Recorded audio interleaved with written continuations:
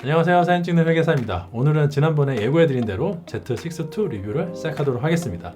이게 발음 표기가 Z 띄고 6II인데 이거를 Z611이라고 부르시는 분들이 많더라고요. 근데 별명이 괜찮지 않나요? 꼭 포르쉐 같기도 하고. Z6-2라고 하면은 발음하기가 조금 길어서 본 영상에서는 611이라고 자주 약칭하도록 할게요. 아무튼 기존 예고 영상에서 많은 분들이 리뷰와 관련된 요청사항을 남겨주셨는데 대부분 비슷한 게 많아가지고 그 부분을 중점적으로 살펴보도록 하겠습니다. 그리고 참고로 오늘 리뷰를 위해 대여받은 제품은 판매용이 아니라 프리 프로덕션 제품이라고 합니다. 물론 실제 판매되는 제품과는 거의 일치한다고는 하는데 실제 시판용 제품으로 하는 게 가장 좋겠지만 그러면은 리뷰가 너무 늦어질 것 같으니까 이런 부분은 시청하시는 분들이 조금 양해해 주시면 감사할 것 같아요. 아무튼 이거는 제조사 측에서 공지를 해달라고 해서 공지를 하고 시작하도록 하겠습니다. 전반적으로 바디의 외관은 전작인 Z6에서 거의 바뀌지 않았습니다. 그립부는 여전히 두툼하고 그립감이 우수하고요. 셔터 버튼에 함께 위치한 전원 버튼, 그리고 엄지와 검지로 조작하는 두 개의 다이얼, 마운트 부분에 위치한 두 개의 펑션 버튼, 상단 액정과 모드 다이얼, 그리고 동영상과 사진 모드로 오갈 수 있는 내부까지 대부분 유사합니다. 이건 두 가지 의미가 있다고 저는 보는데 첫 번째는 그만큼 전작의 디자인이나 조작성이 완성도가 높았다는 점입니다. 그립감이나 만듦새나 특별히 유저들이 불만을 느끼지는 못했다는 거죠. 두 번째는 기존 Z마운트 유저나 F마운트 유저라면 누구라도 쉽게 적응이 가능하다는 점입니다. 안에 메뉴 구성부터 굉장히 통일감 있기 때문에 기존의 유저라면 아무 거부감 없이 바로 적응할 수가 있어요. 다만 한 가지 중요한 변화는 611이 드디어 듀얼 슬롯을 채용했다는 것인데요. Z6를 웨딩에서 사용하시는 실장님들이 많은데 드디어 편한 마음으로 이중으로 백업을 하면서 현업에서 활용할 수가 있게 되었어요. 앞에 있는 슬롯은 SD카드용이고 당연히 UHS-2 지원하고요. 뒤쪽에 있는 슬롯은 XQD와 CF 익스프레스 타입 B가 모두 호환됩니다. 기존에 XQD 사용하시던 유저분들은 그대로 사용하시면 될 것 같고요. 새로 CF 익스프레스 사실 유저분들도 문제없이 사용 가능하니까 메모리 카드 호환성은 최고라고 생각합니다. 저장 옵션도 다양해서 저장을 할 때 기본으로 먼저 우선시되는 슬롯을 설정할 수 있고요. 보통은 CF로 해놓겠죠. 그 다음에 이제 보조 슬롯 기능을 어떻게 할 거냐. 대체용으로 하면은 기본 슬롯이 가득 찼을 때 이제 보조로 넘어가고요. 백업용으로 하면은 두 개가 동시에 저장이 되고, 로우 파일은 기본, JPEG은 보조로 해서 CF 익스프레스 카드에는 로우 파일 저장하고 SD 카드에는 JPEG 저장하는 것도 가능합니다. 사진 삭제할 때는 동시에 삭제도 가능해서 파일 관리는 상당히 편해요. 전자식 뷰파인더는 369만 도트의 0.8배율로 2020년 시점에서 보자면은 최고 수준은 아니지만 기본을 잘 갖춘 수준의 EVF라고 할 수 있습니다. 후면 액정은 3.2인치 210만 도트로 170도의 시야각을 가지고 있어서 실사용 시에 상당한 만족감을 줍니다. 밝은 야외에서도 시안성이 좋은 편이에요. 이 611은 셔터 소리도 상당히 괜찮은 편인데 찰컥하고 사진 찍어서 현장에서 액정으로 확인하면은 그 만족감이 꽤나 큽니다. 상당히 데세라스러운 그립감과 더불어서 이 찍는 맛에 상당한 지분을 차지하는 게 바로 이 액정인 것 같아요. 다만 스위블 액정이 아닌 것은 개인적으로 좀 아쉬운데, 물론 제가 스위블 액정 이야기를 하면은 틸트 액정을 더 선호한다고, 스위블 액정이 단점이 많다고 지적하시는 유저분들이 많은 것도 저도 알아요. 그렇지만 611은 니콘 전체 라인업 중에서도 영상 기능을 담당하는 쪽이기도 하고 라인업 중에 하나 정도는 스위블 액정이 있어야 한다고 생각을 하네요. 그래서 한 가지 긍정적인 것은 Z6에서 유저들이 불만사항으로 꼽았던 점은 거의 대부분 611에서 해결이 됐거든요. 원슬로, 세로 그립 등등 유저들하고 상당 부분 소통하는 모습을 보여줬는데 다음에는 좀 더 과감하게 새로운 시도를 해줬으면 좋겠습니다. 611은 2450만 화소로 개인적으로 가장 선호하는 2400만 화소급 이면 조사형 센서를 가지고 있습니다. 단일 이미지로는 몇 가지 부족함이 있을지언정 연사 성능, 파일 관리, 후반 프로세서의 편의성 등 여러 가지 측면에서 볼 때 2020년 현재에도 여전히 가장 밸런스가 좋은 것이 바로 2400만 화소급이라고 저는 생각합니다. 로우 파일의 성능을 좀 봐야겠죠? 먼저 고감도 테스트부터 해보도록 하겠습니다. 해상력 차트를 ISO 값별로 촬영한 다음에 중앙부 일부분을 100%로 640x1080 사이즈로 확대해 보도록 할게요. 가장 왼쪽은 ISO 100으로 촬영한 것을 비교군으로 보여드리고, 가운데는 로우 파일을 그대로 컨버팅한 것이고, 오른쪽은 NXD에서 노이즈 감소 기능을 표준으로 설정한 것입니다. 제 생각에는 거의 12800까지는 노이즈 신경 쓰지 않고 촬영할 수 있지 않나 생각을 해요. 25600부터는 노이즈가 슬슬 올라오기는 하는데요. 노이즈 저감까지 생각하면 민감하지 않으신 분들은 충분히 사용하실 수 있을 것 같습니다. 상영 감도는 이제 5만까지인데 51200에서는 살짝 컬러 노이즈가 올라오긴 하지만은 그래도 노이즈 저감 맥이면은 디테일이 완전히 무너지지 않는 수준 딱 그 정도라고 보시면 될 것 같고요. 하이 1.0은 급하면 쓸 수 있는 정도라고 보기는 하는데 컬러 노이즈가 너무 심하고 노이즈 저감 먹이면은 디테일이 다 무너져요. 그리고 이제 하이 2.0은 아이소 20만 정도인데 그냥 설정이 가능하다는 것에 의의가 있는 정도 같군요. 실제로 현실에서 촬영할 수 있는 환경에서는 충분히 고감도를 활용해서 인물 촬영 깔끔하게 할 수 있고요. 극단적으로 51200까지로 올려도 마젠타가 심하게 낀다거나 그린이 심하게 낀다거나 이런 게 없기 때문에 저는 나름 훌륭하다고 봐요. 그 다음은 보정 관용도 테스트를 해보도록 하겠습니다. 컬러 체크를 5스탑 언더부터 5스탑 오버까지 순차적으로 촬영해서 보정으로 EV0으로 맞추도록 하겠습니다. 5스탑 언더로 촬영한 걸 가지고 NSD에서 플러스 5로 노출 보정해서 처음부터 EV0으로 촬영한 것과 비교해 봤을 때 큰 차이가 없을 정도로 상당히 보정이 잘 됩니다. 이런 것을 볼 때는 단순히 밝기만 조절되는 것을 떠나서 컬러가 잘 살아나는지를 확인을 해야 되는데 꽤나 우수해 보여요. 그러니 당연히 4스탑 언더부터 원스탑 언더까지 촬영한 것까지는 무난하게 보정이 아주 잘 됩니다. 안부 복원력은 대단히 우수하다고 생각을 해요. 오버로 촬영하는 것으로 올라가면은 3스탑 오버까지는 약간 색이 조금 재현되지 않은 면이 있긴 하지만 그래도 전반적으로 굉장히 잘 커버가 되는데요. 4스탑 오버부터는 밝은 영역은 클리핑 돼서 날아가기 시작을 하고요. 그리고 이제 5스탑 오버는 완전히 날아가고요. 다만 재밌는 것은 5스탑 오버로 촬영 시에도 클리핑이 되지 않은 부분, 즉 이렇게 데이터가 있는 부분은 굉장히 선명하게 재현이 된다는 점입니다. 이런 것은 꽤나 재밌어요. 보통은 모든 부분이 흐리멍텅하게 보정이 되거든요. 클리핑만 되지 않으면은 5스탑 오버로 촬영을 해도 데이터가 확실하게 살아있는 것 같습니다. 정리를 하면은 전체적으로 봐서 18% 그레이에서 언더로는 5스탑까지는 노이즈가 조금 발생하긴 하지만 대단히 우수하게 색재현이 가능하고요. 오버로 3스탑까지는 상당히 괜찮게 색재현이 가능하다라고 볼 수 있습니다. 611로 보정을 염두하고 촬영하실 때는 다른 일반적인 디지털 카메라와 마찬가지로 살짝 언더로 촬영하시기를 권해드릴게요. 그리고 Z6에서 무활화 현상이 발생한다고 611에서는 그게 개선이 되었는지 확인해달라는 요청이 꽤나 있었는데요. 아쉽게도 제가 집에서 Z6로 와이셔츠를 한 30장 넘게 촬영했는데 전혀 무활화가 발견되지 않았어요. 분명히 촬영하다가 나타나는 것 같긴 한데 이걸 또 고의적으로 만들려 하니까 잘 안 되더라고요. 그래서 문제의 그 간판, 채마테님 리뷰에서 무활화가 나타났던 간판을 채마테님에게 물어봐서 출근하기 전에 찾아가 봤어요. 내가 진짜 그 무활화 하나 찍겠다고 평일에 여기 왔어요. 근데 오전에 연남동은 되게 한산하네요. 찾았다, 여기 있다. 그랬는데도 역시나 무활화는 없었습니다. 이 정도면 제가 할 수 있는 거는 다 한 것 같은데 아쉽게도 무활화 현상은 발견되지 못했다 라고 말씀드리겠습니다.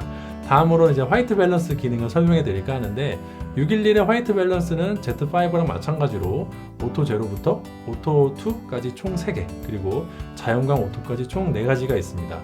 자연광 오토는 실내에서 좀 이상하게 작동하니까 그냥 개인적으로는 별로 추천해 드리지 않고요. 오토 제로부터 오토 2로 갈수록 점점 색이 노랗게 된다고 생각하시면 되고 잘 모르시겠으면 오토 1로 설정하시기를 저는 추천해 드려요. 오토 화배를 통해 생성되는 JPEG은 상당히 만족스러운 색감을 제공해 준다고 생각을 합니다. 타사 카메라보다 이게 이쁘냐 아니냐는 굉장히 논쟁적인 주제라서 언급하기가 조심스럽지만은 니콘 카메라는 굉장히 안정적이고 일관된 오토 화배를 보여준다고 어느 정도 말할 수는 있을 것 같아요. 그래서 사진을 촬영하고 딱 액정을 쳐다봤을 때 만족감이 생기는 원인 중에 하나도 오토 화벨이라고 보네요.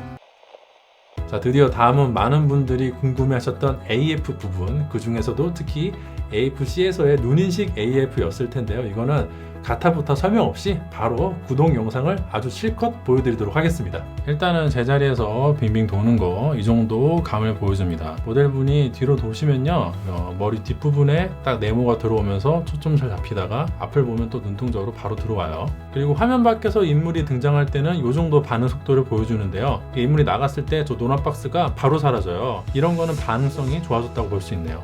다만 이제 모델분이 아무래도 구두를 신고 계셔가지고 움직임이 격하지가 않은데 있는데 제가 직접 띄워보면은 이 정도 느낌입니다. 어떤가요? 이게 막상 촬영을 해보면은 초점을 잡긴 잡거든요. 그런데 아직도 이 애니메이션 따라다니는 게 저 측거점 따라다니는 게 조금 반박자 느린 것은 사실입니다. 그래도 전작인 Z6와 비교해보면은 반응성 면에서 조금 발전한 부분은 있는 것 같습니다. 이거는 잠시 뒤에 좀 더 자세히 비교해 볼게요. 그리고 Z 시리즈들은 코로나 시대에 한 가지 커다란 장점이 있는데 바로 마스크를 착용해도 눈인식 AF가 잘 작동한다는 점이에요. 역시나 이걸 장점으로 꼽아야 하는 현실이 슬프지만 뭐 외부에서 마스크 쓰고 촬영하다 보면은 확실히 편하긴 편해요. 다음은 이제 눈인식이랑 얼굴인식 어디까지 되나. 눈인식은 여기서 풀리고요. 조금 아쉽긴 하죠, 이것도. 자, 그럼 이제 얼굴 인식은 잘 됩니다. 저 노란 박스가 있는 한은 얼굴을 인식하고 있다는 뜻인데 모델분이 이제 계속 뒤로 걸어가는데도 잘 되잖아요. 넘어지실까봐 좀 아슬아슬하긴 한데 일단은 얼굴을 잡아 놓으면요 꽤 멀어져도 잘 인식이 돼요. 말하기가 무섭게 풀리네. 이제 앞으로 오면은 좀 더 가까워지면 여기서 잡히고 그 다음에 역시나 좀 더 가까워지면은 여기서 눈이 잡힙니다. 자, 그러면 이렇게 모델분이 얌전히 걷는 거 말고 뛰는 건 어떤가? 그건 제가 띄워야겠죠? 간단하게 이렇게 몸풀기로 앞뒤로 잠깐 왔다 갔다 하는 건데 느려 보이지만 나름 열심히 뛰고 있는 거거든요. 전력으로 질주하면은 이 정도 느낌이에요. 저 노란색 측거점이 뭔가 한 박자 느리게 따라다녀가지고 약간 사용감이 안 좋긴 한데 그래도 추적 자체는 계속 하고 있거든요. 이 사용하는 감은 여러분들이 한번 보시고, 근데 초점을 잡는 건 잡는 건데 연사를 하면 좀 느낌이 다르잖아요. 연사를 할 때 어떤가? 가장 메인이라고 할 수 있는 고속 연속 모드에서 한번 촬영을 해보도록 할게요. 자, 모델분 Q 사인 놓고 걸어오면은 이 정도 느낌입니다. 다가오면 얼굴 잡고 더 다가오면 이제 눈을 잡아주고요. 제가 세팅을 바보같이 해놔가지고 약간 블러가 생기긴 했는데 결과물을 보시면 다 초점은 잡혔어요. 이제 다음은 이제 고속 연속 연장 모드, 최고 속도 모드인데 이 경우에는 블랙아웃이 생기지가 않고 약간 이제 딜레이가 생기면서 촬영이 되는데 대략 이 정도 느낌입니다. 이것도 역시나 결과물 보시면은 다 초점 잡혔어요. 결과물은 제가 좀 이따 보여드릴게요. 지금은 그냥 촬영되는 감을 본다고 생각을 하시면 되고, 저속 연속 모드에서는 1매에서 5매까지 선택 가능한데 저는 5매로 선택을 하고 연사를 해보도록 하겠습니다. Q 하면은 이 정도 느낌. 역시나 이 경우도 얼굴이랑 좀 더 다가오면 눈에 초점을 딱 잡아줘요. 근데 갑자기 모델분이 제가 주문도 하지 않았는데 한 바퀴 돌았어. 그래도 잘 잡더라고요. 실제로 전력 질주하면 어떻게 되는가? 연사를 하면서 전력 질주하면요 다 잡아요. 지난번에 Z5 리뷰할 때도 느낀 건데 니콘 미러리스는 이걸 못한다 라고 생각하시는 분들이 굉장히 많더라고요. 그래서 제가 진짜 여러 번 띄웠거든요. 다 잘 잡아냅니다. 이거 사진 결과물들 하나하나 보자면요, 조금 천천히 이렇게 보여드리면요 하나하나 보세요. 분명히 다 잡아내고 놓친 거 없습니다. 그런데 이제 무작위로 연사를 들어가면요 버퍼가 차면서 AF 성능도 살짝 저하가 옵니다.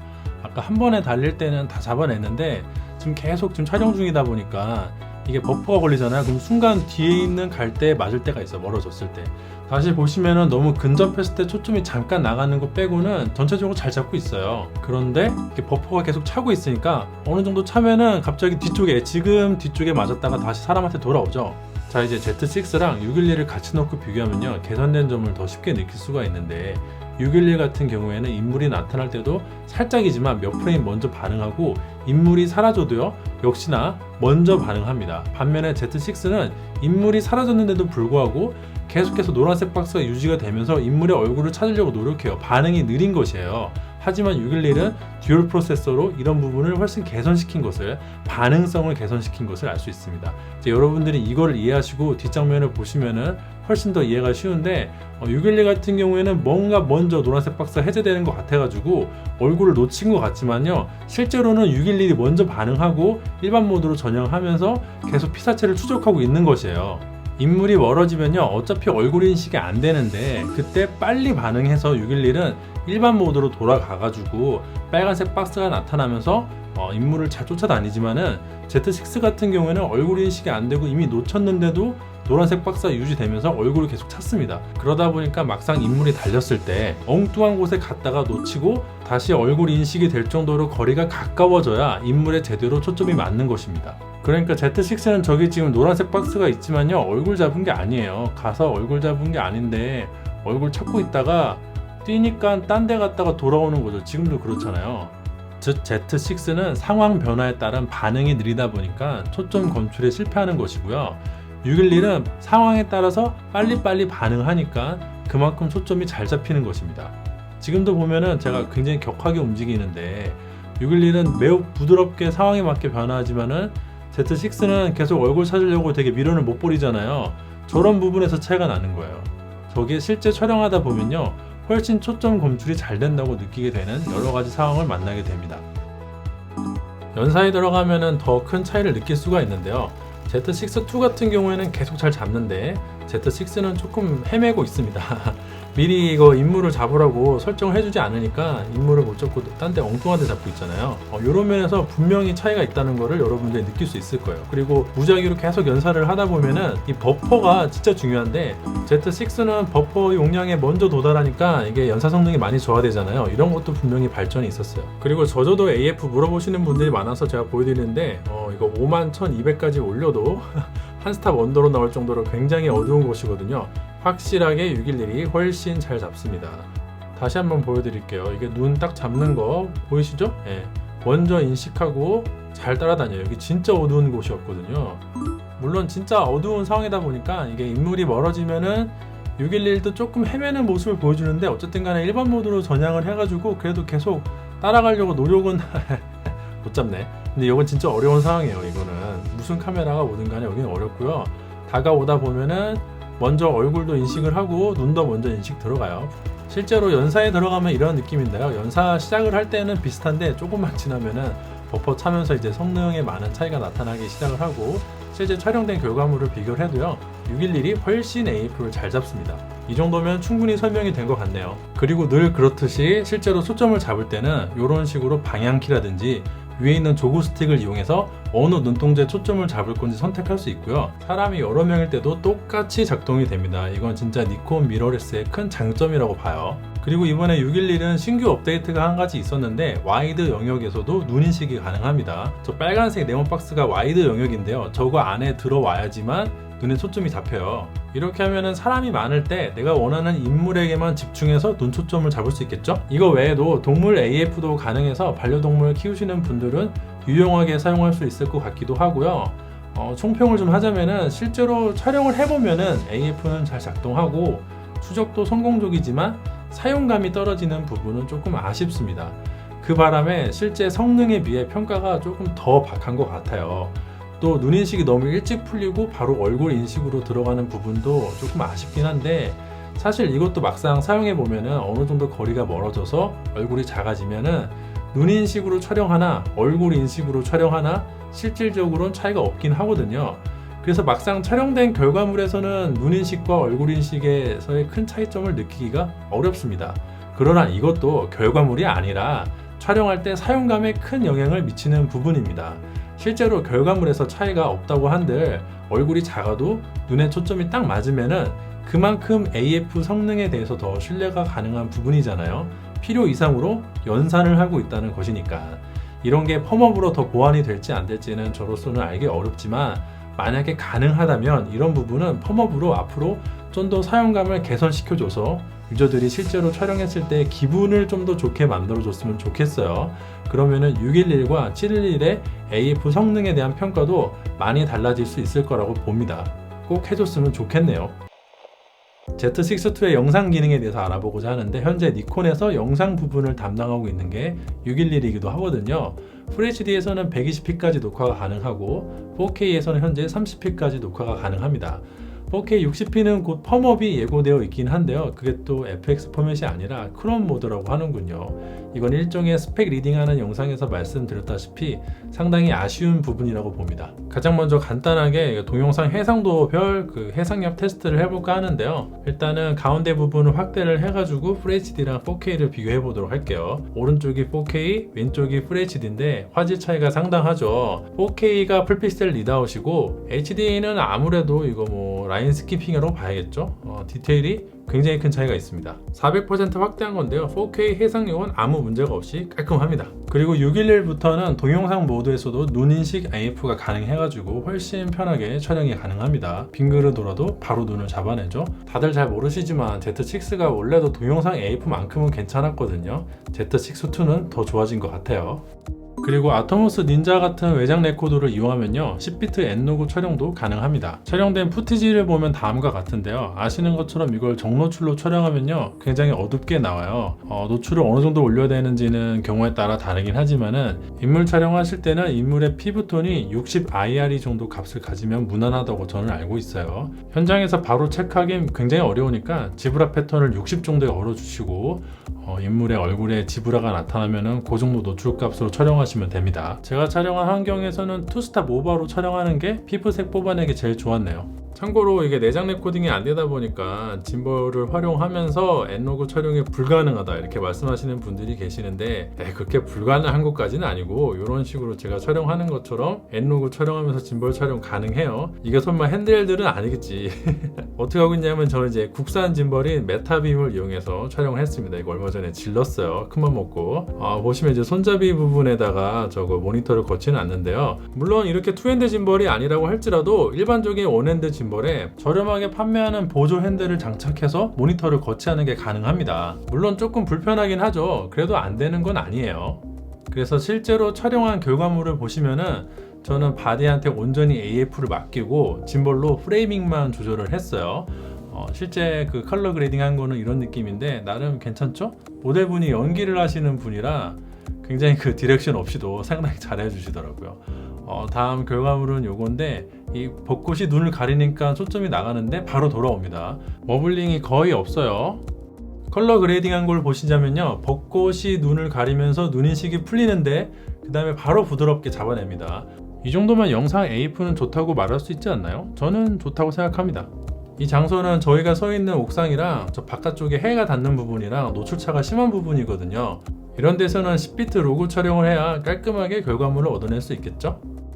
자, 다음은 자일라 토니온을 이용해서 얼마나 많은 DR을 표현할 수 있는지 측정해 보도록 하겠습니다. 현재 보고 계신 거는 리니어 촬영, 즉 일반 모드 촬영이고 로그가 아니고, 로그로 촬영하면은 이런 식으로 촬영이 됩니다.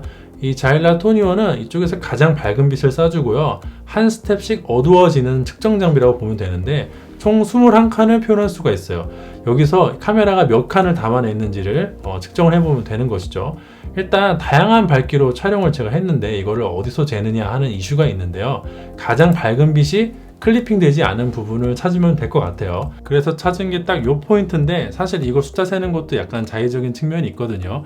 이마 테스트에서 요거 판독하는 프로그램을 구입을 해도요, 거기서도 값을 몇 개를 줘요. 이 중에 하나 네가 골라라 막 이런 식으로. 아무튼 간에 그래서 그냥 수동으로 세보자면은 제가 보기에는 8스탑까지는 유효한 데이터가 있는 것 같고요, 9스탑 그 이상으로는 웨이브 폼에서 데이터가 있다고는 나오는데 사실 푸티지에서는 거의 보지가 않고, 이거를 스포이드를 찍어보면은 데이터가 뭐 1, 2 이렇습니다. 그래서 거의 의미가 없다고 보고요. 리니어 촬영이니까 0부터 255라고 봤을 때 한 8스탑 나오는 거는 당연한 결과라고 저는 생각을 합니다. 다음으로는 N로그 촬영한 걸 보자면요, N로그 촬영에서는 왼쪽에 웨이브폼을 보실 때 100 라인 위로 넘어가도 저기 약간 엑스트라 공간이 있어요. 그래서 저게 클리핑 된 게 아니고, 저기서부터 숫자를 세보면은 총 12스탑까지는 유효한 데이터가 있다고 보고요, 13스톱은 웨이브 폼에는 데이터가 있다고는 나오는데 실제로 봐서는 거의 뭐 식별이 안 됩니다. 저거를 그 실제 푸티지에서 쓸 수는 없을 것 같고, 내가 쓸 수 있는 DR은 총 12스탑인 것 같아요. 그래서 결론적으로 일반적인 리니어 촬영에서는 8스탑까지 구현이 되고요, 당연하게도. 그리고 로그 촬영으로 옮겨오면은 12스탑까지 총 4스탑이 늘어난다고 보시면 될 것 같습니다. 이 정도면 엄청 좋은 건 아닌데 그렇다고 엄청 안 좋은 것도 아니고 한 중간 정도라고 보시면 되지 않을까 생각하네요. 다만 아까 말씀드린 대로 로그 촬영이 8비트라도 내장 레코딩이 되지 않는 점은 상당히 아쉽습니다.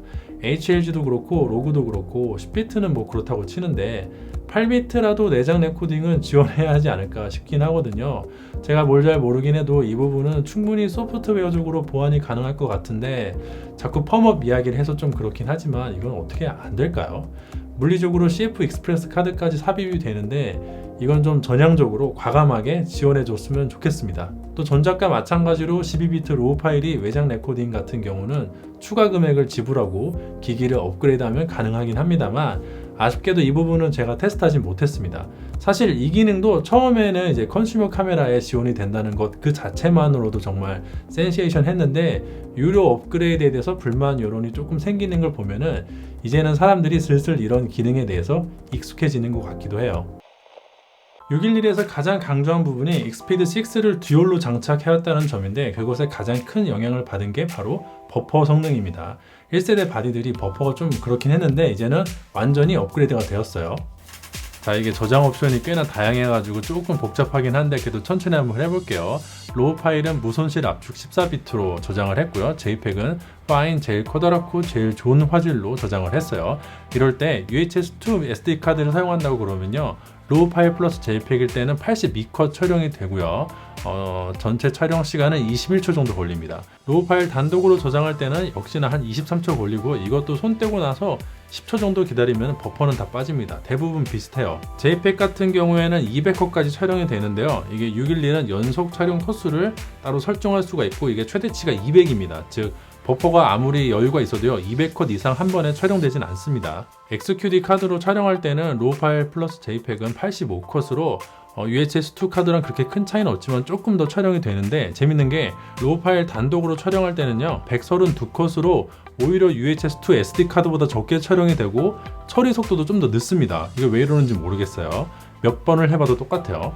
JPEG 같은 경우에는 200컷까지 촬영이 되고요. 처리 속도가 조금 더 빠른 것 같긴 합니다. CF 익스프레스 카드를 사용할 때 가장 성능이 좋은데요. 로우 파일 플러스 JPEG 때는 100컷을 돌파를 해요. 유일하게 104컷 정도 촬영이 되고, 로우 파일 단독으로 촬영할 때랑 JPEG 단독으로 촬영할 때는 모두 200컷의 최대 촬영 컷수에 도달합니다. 처리 속도도 이 중에서 제일 빨라요. 차이가 엄청나게 드라마틱하게 나지는 않은데 그래도 예산이 충분하시다면 CF 익스프레스 카드를 사용하시는 것을 추천합니다. 전반적으로 봤을 때 전작인 Z6에 비해서 굉장히 이거 버퍼 성능이 올라온 걸 알 수 있습니다. 전작이 어느 정도였는지는 니콘 홈페이지 가서 확인해 보시면요, 하면서 이게 많이 좋아진 거라는 거를 쉽게 알 수 있을 것 같아요. 다음은 UHS-2 SD 카드랑 CF 익스프레스 카드를 함께 듀얼 슬롯으로 활용하면 어떻게 되는가? 당연하게도 CF 익스프레스 카드를 기본 슬롯으로 해야겠죠? SD 카드는 보조 슬롯이고, 그때 기본 슬롯에 로우 파일 저장하고 보조 슬롯에 JPEG 저장하면요 94컷 정도 촬영이 되고 21초 걸려요. 초당 처리 속도는 184MB 정도인데 CF 익스프레스 단독으로 사용할 때보다는 속도가 조금 떨어지지만 SD카드 단독으로 사용할 때보다는 속도가 조금 올라갑니다. 재밌네요. 그 다음에 보조 슬롯을 백업용으로 동시에 저장을 하면 로우 파일 플러스 JPEG 같은 경우에는 67컷까지 컷수가 떨어집니다만 초당 처리 속도는 그렇게까지 떨어지지 않아요. 그리고 로우 파일 단독으로 저장을 하면 89컷까지 떨어지는데, 이 경우에는 오히려 초당 처리 속도가 200을 넘습니다. JPEG 단독으로 저장할 때는 130컷으로 떨어지지만 이 경우에도 역시나 그 앞에 있는 거랑 비교해 보시면요 초당 처리 속도는 떨어지지 않아요. 이게 두 개를 동시에 저장하다 보니까 처리해야 될 게 많아서 컷수는 주는데, 그렇다고 버퍼를 빼는 능력 자체가 감소되진 않습니다. 실제로 Z6와 AF 테스트하면서 느꼈던 가장 큰 차이가 오히려 AF보다는 버퍼였는데요. 연산시의 편의성 면에서 많은 발전이 느껴지는 부분입니다. 이제 사용상의 편의성 이야기를 해볼까 하는데요. 이 카메라는 DSLR 계통의 조작성을 그대로 가지고 내려왔습니다. 라는 것은 뷰파인더에서 눈을 떼지 않고도 대부분의 조작을 할 수 있도록 설계가 되어 있다는 것이죠. 조이개와 셔터는 사실 다들 비슷비슷한데 아무리 조작성이 구린 카메라여도 적어도 다이얼은 두 개는 주거든요. 차이는 이제 감도 조절, 노출 보정, AF 모드 변경 이런 데서 오는 것인데, 니콘의 경우는 버튼을 누른 상태로 엄지 휠을 돌린다는 아주 직관적인 인터페이스를 가지고 있기 때문에 버튼의 위치만 내 손가락이 기억하면은 거의 무의식 중에 대부분의 조작을 완료할 수가 있어요. 특히나 감도는 우선시되는 값을 설정할 수가 있는 큰 장점이 있는데, 제가 리뷰 때마다 이걸 언급하긴 했지만 이게 정확히 어떤 의미인지 잘 모르시더라고요. 일반적인 카메라들은 감도값을 설정할 때 6400에서 오토로 다시 6400으로 돌아온다고 가정하잖아요. 그러면 아이소 버튼을 누른 다음에 이거 다이얼을 막 돌려가지고 갔다가 찍고 또 그걸 돌아오고 이걸 반복을 해야 되는데, 니콘 같은 경우에는 그냥 아이소 버튼 누르고 전면부 다이얼 돌리면 끝이에요. 그리고 내가 한 아이소를 2000 정도에서 왔다 갔다 했으면 좋겠다고 생각을 해도 대부분의 카메라들은 이게 오토로 세팅하면 최대한 값을 낮게 설정하려고 하기 때문에 조명과 함께 사용할 때 등 몇 가지 상황에서 불편한 점이 있습니다. 그러나 니콘의 카메라들은 오토 2000으로 설정하면 가급적 카메라가 그 값 근처에서 작동하려고 하거든요.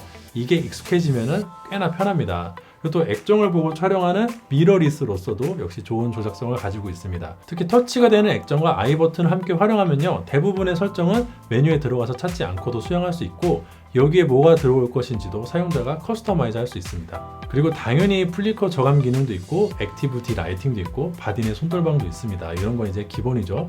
또 USB로 전원 공급도 가능하고 배터리 성능도 많이 향상되어서 타임랩스 2000장 찍고도 배터리가 게이지에서 한두 칸 빠질까 말까 한 수준이거든요. 제가 사용했을 때는 하루 종일 들고 다녀도 배터리가 바닥나는 일은 거의 없었어요.